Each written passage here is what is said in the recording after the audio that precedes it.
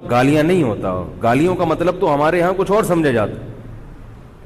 آپ کسی پر اعتراض کر رہے ہو, اس کو تو سب و شتم کہا جائے گا. سب و شتم میں گالیاں بھی آتی ہیں, کسی کی پالیسیوں سے اختلاف کرنا, اس کی رائے پر رد کرنا, یہ بھی آتا ہے. لیکن اردو میں گالی کا مطلب برا لفظ ہے. گالی کوئی شریف آدمی نہیں دیتا. خیر, میں یہ عرض کر رہا تھا کہ حضرت عثمان رضی اللہ تعالی عنہ کے قاتلوں سے قصاص کا دعا کریں میں جلدی سے اس موضوع کو سمیٹ کے آج ختم کر دوں. حضرت عثمان کے قاتلوں سے قصاص لیا جائے. حضرت علی رضی اللہ تعالی عنہ کا موقف یہ تھا کہ مدینہ میں حضرت عثمان کے قاتلوں کا جو ٹولہ ہے وہ اتنا مضبوط ہے کہ اگر میں نے ان سب کو پکڑ پکڑ کے لٹکانا شروع کر دیا تو مدینہ میں امن و امان کی صورتحال خراب ہو جائے گی. حکومت بھی دہشت گردی کے خلاف جب ایکشن لیتی ہے تو یہ سوچتی ہے نا کہ دہشت گردوں میں کتنی پاور ہے, تمیز سے, طریقے سے. اب یہ ایک اختلاف تھا جو بڑھنا شروع ہو گیا.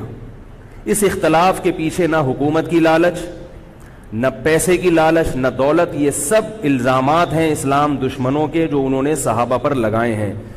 نہ حضرت علی پر کوئی الزام لگایا جا سکتا ہے اس مسئلے میں, نہ حضرت معاویہ پر. رائے کا اختلاف ہے, رائے کا اختلاف. ابتدا میں حضرت معاویہ کے ساتھ بہت سارے صحابہ تھے, میں یہ تو نہیں کہہ رہا زیادہ, بہت سارے صحابہ جن میں حضرت عائشہ رضی اللہ تعالی عنہا بھی تھی. بعد میں حضرت عائشہ رضی اللہ تعالی عنہا کا موقف تبدیل ہو گیا جب انہوں نے دیکھا کہ اس سے مسئلہ حل ہونے کے بجائے اور بگڑ رہا ہے. تو حضرت معاویہ نے حضرت علی کی بیعت سے انکار کیا, کہا کہ جب تک حضرت عثمان کے قاتلوں کو چوک پہ نہیں لٹکایا جاتا میں آپ کے ہاتھ پہ بیعت کرنے کے لیے تیار نہیں ہوں. یہ حضرت معاویہ کی رائے تھی. حضرت علی کی رائے یہ تھی کہ میرے لیے یہ فی الحال ممکن نہیں ہے, لہذا, اور اس سے ہو کیا رہا ہے, حکومت دو حصوں میں ڈیوائیڈ ہو رہی ہے. ان کی رائے یہ تھی کہ حضرت معاویہ رضی اللہ تعالی عنہ کو اپنے اس مطالبے سے دستبردار ہو کر میرے ہاتھ پہ بیعت کر لینی چاہیے.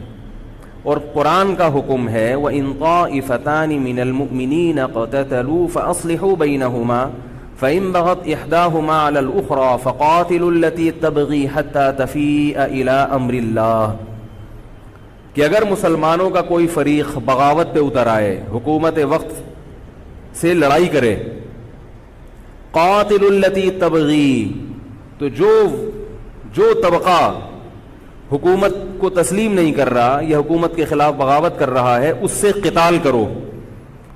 حضرت علی کا موقف یہ تھا کہ قرآن مجید کی یہ آیت مجھ سے مطالبہ کر رہی ہے کہ جو لوگ میرے ہاتھ پہ بیعت نہیں ہو رہے جبکہ میری خلافت قائم ہو چکی ہے, تو میں مسلمانوں میں تاکہ اختلاف اور انتشار نہ ہو میں اس فریق کو تلوار کے زور سے بیعت کرنے پر مجبور کروں.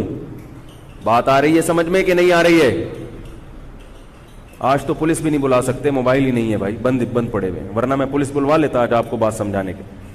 لیکن میں کہتا ہوں کہ میں پولیس اگر بلواتا, اگر پولیس ہی کو سمجھ میں نہیں آئی, یہ بھی تو بڑا مسئلہ ہے. خیر, تو حضرت علی کا موقف یہ تھا. حضرت معاویہ کا موقف یہ تھا کہ حکومت کے خلاف بغاوت غلط ہے نا, جس کو حکومت مان لیا ہو, جب تک میں نے خلیفہ مانا ہی نہیں ہے تو میرا یہ عمل بغاوت نہیں کہلائے گا. یہ اختلاف رائے ہے, اور یہ اختلاف صحابہ میں بھی ہوا ہے, تابعین میں بھی ہوا ہے, ائمہ مجتہدین میں بھی ہوا ہے, اور آج تک ہوتا آ رہا ہے. اس قسم کے اختلافات مکمل ختم نہیں ہو سکتے. یہ صحابہ میں بھی ہوا ہے. قرآن و حدیث کو سمجھنے کا اختلاف کہا جاتا ہے اس کو. اور اس اختلاف کے بارے میں نبی صلی اللہ علیہ وسلم کی صحیح حدیث ہے, اذا اجتہد المجتہد فإن أصاب فله أجران وإن أخطأ فله أجر واحد. جب کوئی مجتہد اجتہاد کرتا ہے, کیا مطلب, قرآن و حدیث کو سمجھنے کی کوشش کرتا ہے, اگر وہ صحیح نتیجے پر پہنچ جائے تو اس کو 2 اجر ملتے ہیں, اگر غلط نتیجے پر پہنچے تو بھی 1 اجر ملتا ہے اس کو, اس لیے کہ اس کے بس میں جو تھا وہ اس نے کر لیا. اب پیغمبر تو موجود نہیں ہے جو آ کے بتائیں گے کہ یہ صحیح کر رہا ہے یہ غلط کر رہا ہے. میں نے اپنے ایک استاد سے ایک مرتبہ پوچھا کہ حضرت یہ علماء میں جب اختلاف ہوتا ہے کسی مسئلے میں تو عوام بڑی پریشان ہوتی ہے, کیا کریں ہم؟ انہوں نے فرمایا کہ عوام کو یہ بتاؤ کہ ہم پیغمبر نہیں ہیں اور ہم پیغمبر سے براہ راست مسئلہ پوچھ نہیں سکتے. ہمارے پاس جو قرآن و سنت ہے اور جو فقہائے کرام نے اس قرآن و سنت کی تشریح کی ہے, جو فقہ کی کتابیں ہیں, ہم اس میں دیکھتے ہیں. اب اس میں دو علماء کی رائے میں اگر اختلاف ہو جائے تو اس اختلاف کو ختم کرنے کا ہمارے پاس کوئی راستہ نہیں ہے. نبی ہوتے تو ہم پوچھ لیتے, جب راستہ نہیں ہے تو بھائی اللہ کے نبی نے فرما دیا کہ جو تمہارے بس میں ہے وہ کر لو. اگر درست بات تک پہنچ گئے ڈبل اجر, نہیں پہنچے تو بھی اجر. اس میں ہمیں بتا دیا کہ اسلام پر عمل کے لیے اتنا کافی ہے کہ جو تمہاری استطاعت میں ہے وہ کر لو. نہیں آئی بات سمجھ میں؟ اب یہ اختلاف چھوٹے مسائل میں بھی ہو سکتا ہے اور بڑے مسائل میں بھی ہو سکتا ہے. تیسری بھی ایک جماعت تھی. یہ دو اختلاف تو پتہ چل گئے نا, حضرت علی کا موقف, حضرت معاویہ کا موقف. ایک تیسری جماعت تھی جو یہ کہتی تھی کہ نہ ہم حضرت علی کا ساتھ دیں گے نہ حضرت معاویہ کا, کیونکہ دونوں مسلمان ہیں, دونوں لڑ رہے ہیں, مسلمانوں کو ہم لڑتا ہوا نہیں دیکھ سکتے. ان کا موقف تھا حضرت علی رضی اللہ تعالیٰ عنہ ایک صحابی کے پاس گئے اور ان سے کہا کہ آپ میری جماعت میں شامل ہوں اور اہل شام کے خلاف میرے ساتھ مل کے لڑیں. وہ صحابی گئے ایک لکڑی کی تلوار اٹھا کے لائے. انہوں نے کہا کہ میں نے رسول اللہ صلی اللہ علیہ وسلم سے سنا ہے کہ فتنے کا دور ہوگا, مسلمان آپس میں لڑیں گے, تو تم اس وقت اپنی تلوار کو لکڑی کی بنا لینا. لکڑی کی تلوار کا مطلب جو کسی سے لڑنے کے کام نہ آئے. میں تو نہیں لڑ سکتا. اب حضرت علی نے یہ نہیں کہ اس پہ تلوار رکھ دی ہو کہ نہیں تو جائے گا, یا تو دائرہ اسلام سے خارج ہے, یا تو باغی ہے, ٹھیک ہے نہیں آ رہی سمجھ میں چھوڑ دو. آج جو فتنے کھڑے ہو رہے ہیں نا وہ اس پہ نہیں ہو رہے کہ صحیح کیا ہے غلط کیا ہے. فتنہ اس پر ہو رہا ہے کہ جو مجھے سمجھ میں آ رہا ہے وہ میں تھوپ کے اس کو مسلط کر دوں. مجھے اگر رفع الیدین سمجھ میں آ رہا ہے تو پوری دنیا رفع الیدین کیوں نہیں کر رہی, اور اگر مجھے ترک رفع الیدین سمجھ میں آ رہا ہے تو یہ چند لوگ رفع الیدین کیوں کر رہے ہیں. صحابہ کے دور میں رفع الیدین بھی ہوتا تھا اور ترک بھی ہوتا تھا, پھڈے نہیں ہوتے تھے. صحابہ کے دور میں زور سے آمین بھی تھی اور آہستہ آمین بھی تھی, جھگڑے نہیں تھے. صحابہ کے دور میں امام کے پیچھے فاتحہ پڑھنے والے بھی تھے اور امام کے پیچھے فاتحہ کو ناجائز اور حرام سمجھنے والے بھی تھے, مگر پھڈے بازی بولو بھائی نہیں تھی. تو حضرت علی رضی اللہ تعالیٰ عنہ نے ان صحابی کو مجبور نہیں کیا. حضرت علی کی فوج میں عمار ابن یاسر رضی اللہ تعالیٰ عنہ بھی تھے, زبیر ابن عوام, عبداللہ ابن زبیر رضی اللہ تعالیٰ عنہ, عبداللہ ابن زبیر ابن عوام. حدیث میں آتا ہے کہ جب جنگ صفین میں, جنگ جمل میں دونوں فوجیں آمنے سامنے کھڑی ہوئی ہیں, زبیر ابن عوام رضی اللہ تعالیٰ عنہ نے تقریر کی, اہل شام سے خطاب کر کے کہا کہ اے اہل شام, ہم جانتے ہیں کہ تمہارے ساتھ محمد صلی اللہ علیہ وسلم کی زوجہ ہیں حضرت عائشہ, جو ہمارے موقف سے متفق, یہ صحیح بخاری کی روایت ہے, جو ہمارے موقف سے متفق نہیں ہے, لیکن ہے نبی کی بیوی, اور ساتھ کس کا دے رہی ہے؟ تمہارا. اب اعتدال دیکھیں صحابہ کی رائے میں. فرمایا اللہ کی قسم ہم یہ جانتے ہیں کہ جیسے وہ دنیا میں نبی کی زوجہ تھی, جنت میں بھی نبی کی زوجہ ہوں گی, اگرچہ وہ اس معاملے میں ہمارے خلاف ہیں, مگر اس کی وجہ سے ہم ان کے جنتی ہونے کا انکار نہیں کر سکتے. کیا مطلب؟ ان کی سمجھ میں جو آ رہا ہے وہ اس کے حساب سے کر رہی ہیں, لیکن ہماری سمجھ میں ان کی بات نہیں آ رہی. کیوں؟ اس لیے فرمایا کہ ہم یہ دیکھ رہے ہیں کہ اللہ ہمیں نبی کی زوجہ عائشہ رضی اللہ تعالی عنہا کے ذریعے آزما رہا ہے کہ تم نبی کی زوجہ کو دیکھتے ہو یا قرآن کے حکم کو دیکھتے ہو. قرآن کہہ رہا ہے کہ خلیفہ کے خلاف بغاوت نہیں ہو سکتی, کائنم من کان, بغاوت کرنے والا کوئی بھی کیوں نہ ہو. تو نہ چاہتے ہوئے بھی ہم تمہارے خلاف آگے کھڑے ہوئے ہیں. خدا کی قسم اس آزمائش میں ہمیں کس نے ڈالا ہے؟ اللہ نے ڈالا ہے. وہ لوگ جو حضرت عائشہ رضی اللہ تعالی عنہا پر تہمتیں لگاتے ہیں, جو حضرت معاویہ کو برا بھلا کہتے ہیں, وہ لوگ حضرت علی اور ان کے ساتھیوں سے سبق کیوں نہیں سیکھ لیتے ایک مرتبہ میرے پاس ایک سوال آیا, سوال کرنے والے نے حضرت معاویہ کی شان میں گستاخی کا پورا ایک باب باندھا ہوا تھا. اس نے کہا کہ جس نے نبی کے داماد کے خلاف تلوار اٹھائی وہ اسلام میں معاذ اللہ کیسے ہو سکتا ہے, اور ایسے برے برے القاب کہ میں زبان پہ بھی نہیں لا سکتا. میری عادت ہے شارٹ کٹ جواب دینے کی, گل ویلے دی تے پھل موسم دا. اتنا ٹائم تھوڑی ہے کہ ہر آدمی کے سوال کو لے کے بیٹھ جائیں. میں نے کہا آپ کے جواب میں اتنا کافی ہے کہ یہ وہ الزامات ہیں کہ جس کے خلاف تلوار اٹھائی اس نے بھی یہ الزامات نہیں لگائے. مدعی سست اور گواہ چست. نہیں آ رہی میرا خیال ہے بات. جو حضرت علی کے ساتھ تھے انہوں نے تو یہ کچھ حضرت معاویہ کے خلاف نہیں کہا, انہوں نے تو وہ تو پھر بھی جنتی مان رہے ہیں, ایک دوسرے کی نماز جنازہ میں شریک ہو رہے ہیں, مال غنیمت کو تقسیم نہیں کر رہے, ایک دوسرے کی عورت پہ ہاتھ نہیں اٹھا رہے, احترام کر رہے ہیں, ایک دوسرے کے پیچھے جنگ ختم ہونے کے بعد نمازیں پڑھی جا رہی ہیں. اللہ تعالیٰ نے یہ مثال صحابہ کی قائم کی ہے دنیا کو دکھانے کے لیے کہ ان میں اتنا بڑا اختلاف ہو کہ تلواریں بھی چل جائیں تو وہ اختلاف بھی حدود سے تجاوز نہیں کرتا. اور ہمارے چھوٹے چھوٹے اختلافات میں کیا ایک دوسرے کے خلاف بہتان تراشیاں اور زبان درازیاں ہوتی ہیں. تو یہ اختلاف تھا حضرت علی اور حضرت معاویہ کا, جس میں 3 فریق تھے. ایک حضرت علی تھے, ان کا موقف یہ تھا کہ میرے لیے تلوار اٹھانا واجب ہے. حضرت علی کے ساتھ جو لوگ تھے ان کا بھی یہ موقف تھا. حضرت معاویہ کا یہ موقف تھا کہ میں باغیوں کی فہرست میں آتا نہیں ہوں. کیوں نہیں آتا؟ اس لیے نہیں آتا کہ میں نے خلافت کو تسلیم نہیں کیا, اور ان کے ساتھ بھی صحابہ کرام کی ایک جماعت تھی. اور تیسرا موقف, بہت سارے صحابہ یہ تھے جو کہتے تھے ہم کسی کا ساتھ نہیں دیں گے, دونوں طرف مسلمان ہیں, ہماری تلوار سے کسی مسلمان کا خون ہو ہم یہ برداشت نہیں کر سکتے. ہماری رائے یہ ہے, اہل سنت والجماعت کی رائے یہ ہے کہ یہ ان تینوں فریقوں میں جو برحق تھے وہ حضرت علی تھے, کیونکہ حکومت تھی ان کے پاس. باقی جو دونوں فریق تھے صحابہ کرام کے, ان سے غلطی ہوئی ہے, مگر یہ غلطی اجتہادی ہے.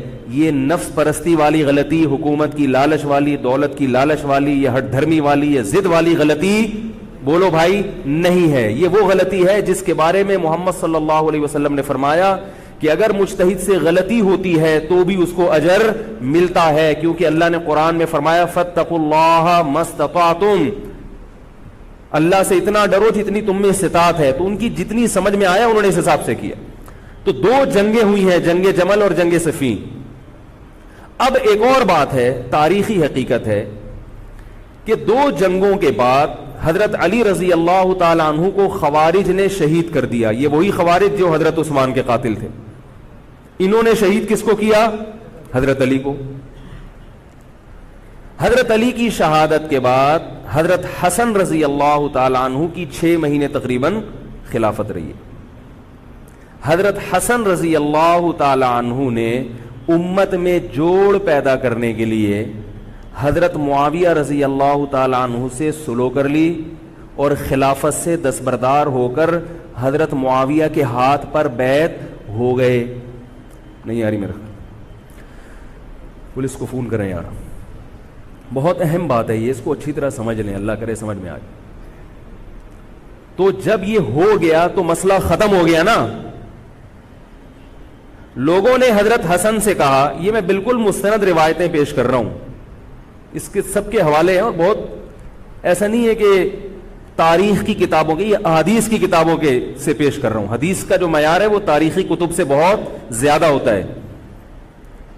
لوگوں نے حضرت حسن سے یہ کہا کہ یہ تو عار اور ذلت کی بات ہے کہ آپ کے والد نے جس کے خلاف 2 جنگیں لڑی ہوں, تو آپ اپنے والد کی جس سے دشمنی رہی ہو, بیٹا اس سے بیعت ہو رہا ہے. ہمارے ہاں اس کا تصور ہے.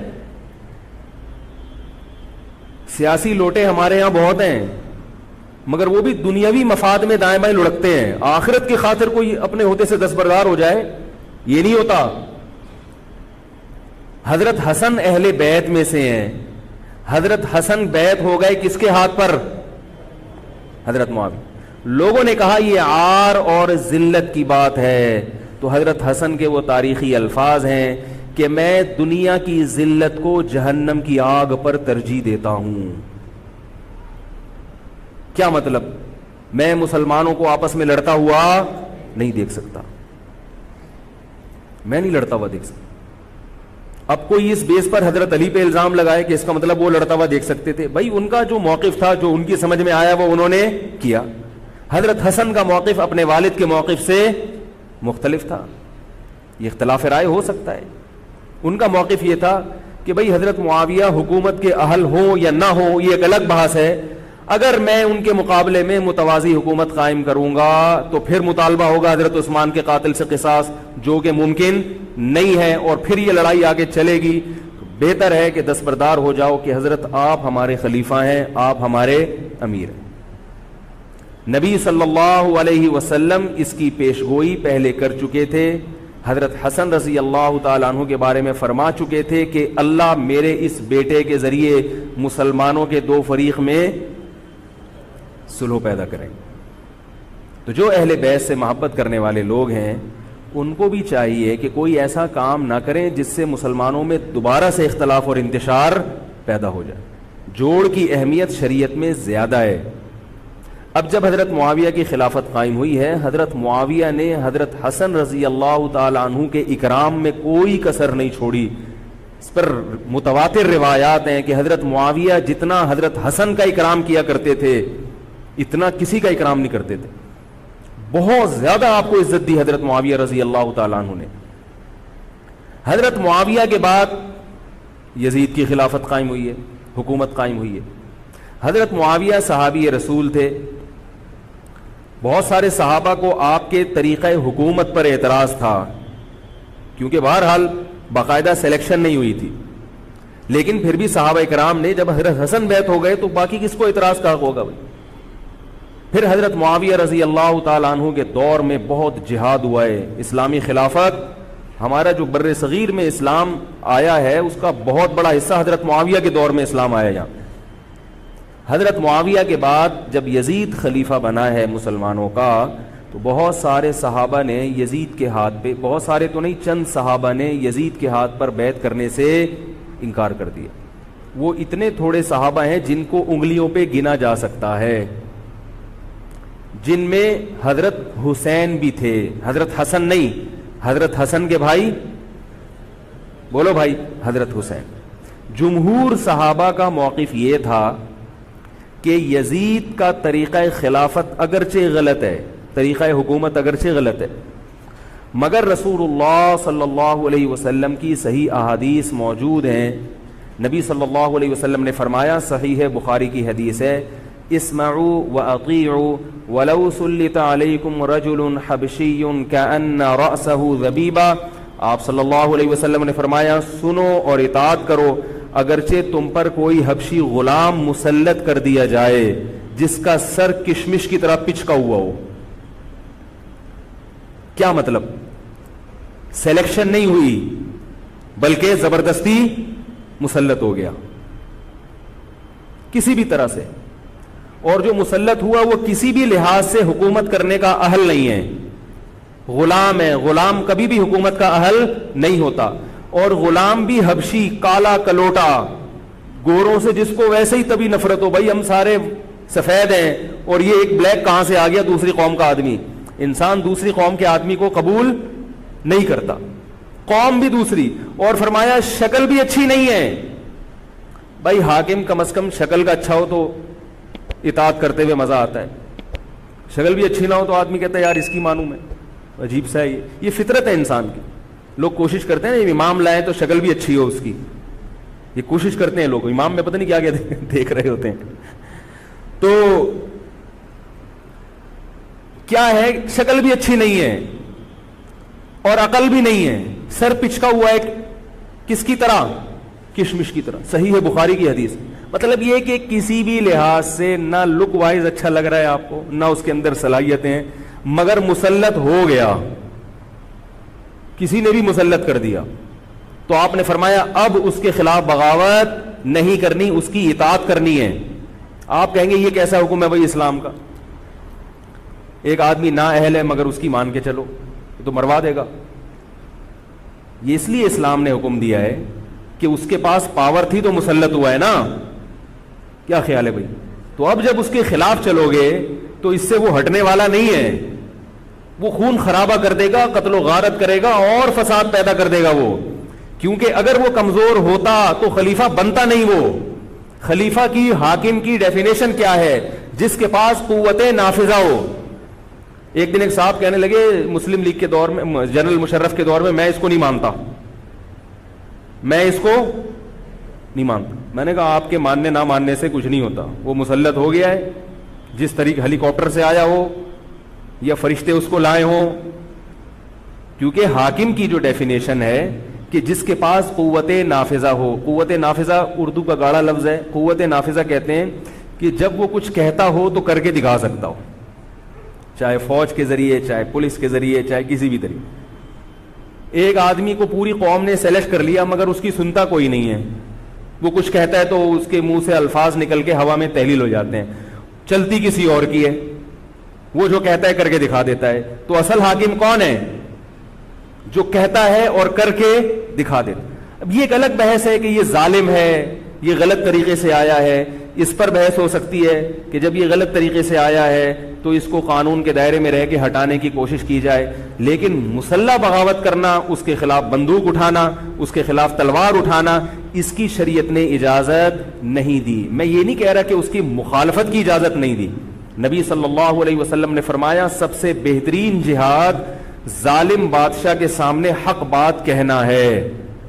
کہنے کی حد تک آپ کو مخالفت کی اجازت ہے کہ بھائی یہ جو وزیر اعظم کا بیان آیا ہے یہ بیان ملک کا بیڑا غرق کر دے گا, ان کی پالیسیاں صحیح, جیسے آج کل ہو رہا ہے کہ اخباروں میں کالم نگار اپنی